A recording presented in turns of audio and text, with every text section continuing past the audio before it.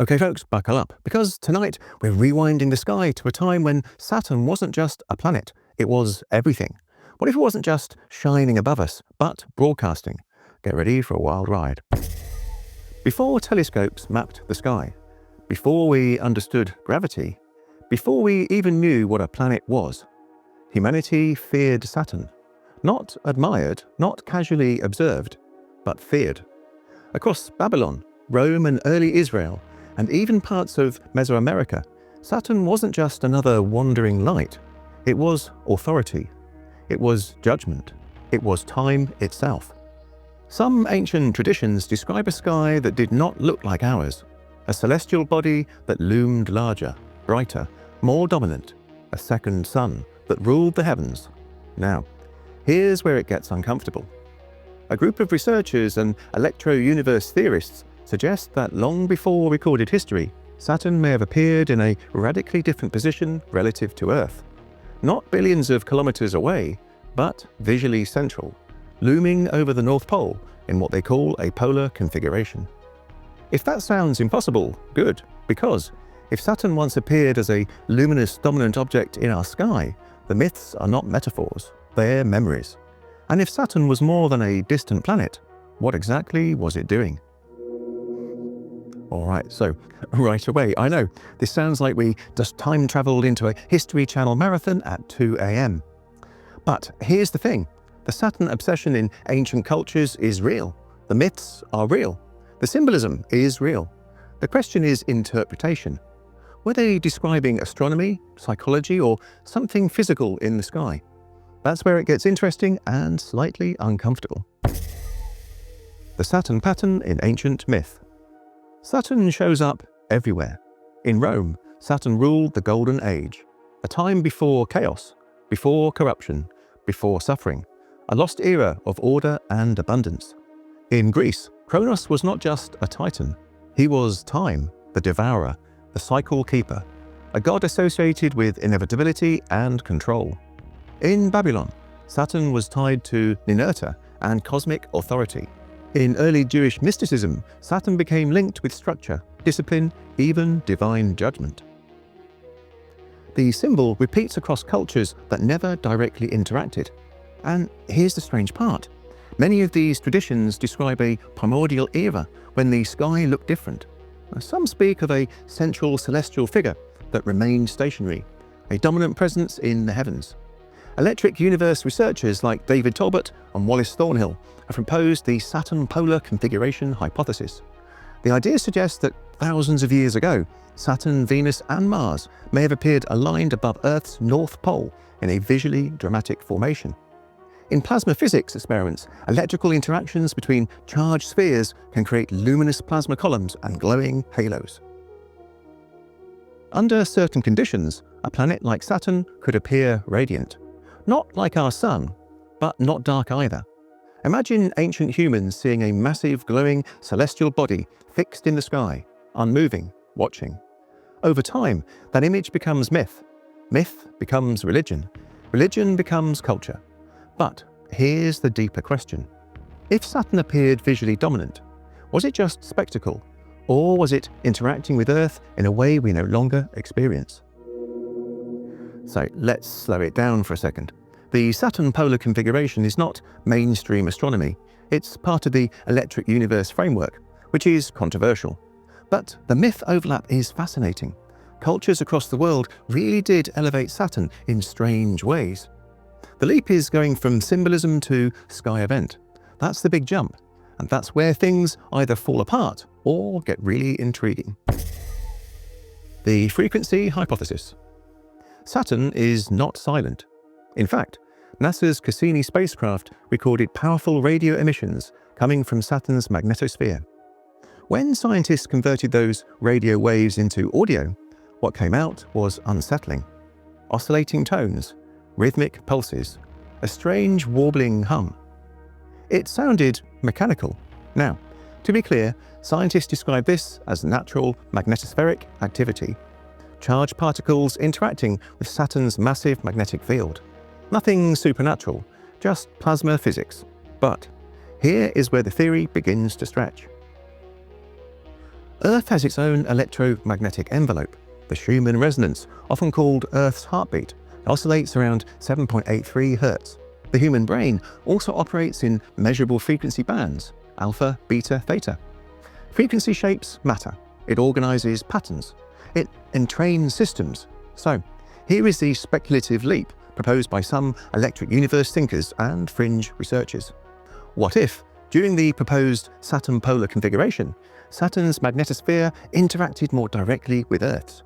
Not just visually looming in the sky, but electrically connected through plasma structures. Plasma, after all, is conductive. Imagine Earth sitting inside a resonant circuit. A planetary-scale electric environment influenced by a much larger body. Ancient philosophers spoke of the music of the spheres. Pythagoras suggested celestial bodies produced harmonics as they moved. What if that language was poetic but rooted in observation? Not literal music, but interference. Not sound, signal. If Saturn once broadcast a measurable electromagnetic rhythm into Earth's environment, it would not need to be loud. It would just need to be constant. Right, so let's ground this. Saturn absolutely emits radio waves. That's real. NASA recorded it. The leap is connecting that to biology or consciousness. There's no mainstream evidence that Saturn influences the human brain, but electromagnetic environments do affect planetary systems. So, the question becomes scale. Could there have been a stronger interaction in the past? That is where the theory lives, not proven, but fascinating. Saturn and the birth of time. Saturn is not just a sky object in myth, it is time. Kronos in Greece, the devourer, the cycle keeper, the one who measures and consumes. In Rome, Saturn presided over agriculture and seasonal order, over planting cycles, harvest cycles, civilization, rhythm. Why Saturn? And why not Jupiter, the largest planet? Why not Mars, bright and red and obvious? Saturn moves slowly. It takes approximately 29.5 Earth years to complete one orbit around the Sun. In astrology, the Saturn return marks a major life transition around the age 29, then again around 58, then 87. Now, whether one believes in astrology or not, that cycle has been culturally embedded for thousands of years. Ancient civilizations were meticulous sky watchers. Babylonian astronomers tracked planetary movements with extraordinary precision. They were mapping cycles long before telescopes. Some fringe researchers suggest that Saturn's position may correlate with longer-term climatic or geomagnetic cycles, not directly causing them, but marking them, acting as cosmic metronomes. A slow clock in the sky. Now, add this to the polar configuration hypothesis. If Saturn once appeared fixed and dominant, and later shifted to its current distant orbit, that transition would have been catastrophic visually and psychologically. A god that moves, a sky that changes. Civilizations across the world record a lost golden age, a time before chaos. What if that memory aligns with a celestial reconfiguration? If Saturn once defined order in the sky, its withdrawal could have felt like the end of time itself. Now here is where myth and astronomy blur. Saturn really is linked to time across multiple cultures. Now that part is documented. The jump is saying it physically regulated time or cycles on Earth. There is no hard evidence for that. But ancient sky tracking was serious science for its era. So, were they mythologizing symbolism or responding to something dramatic in the sky? That tension is the heartbeat of this theory. The replacement hypothesis. Enter the moon. Now, this is where the theory folds back on itself. If Saturn once acted as a dominant electrical or visual regulator in Earth's sky, what happened when that configuration ended? Because, in the electric universe framework, planetary bodies are not isolated rocks drifting in silence. They exchange charge. They interact electrically as well as gravitationally.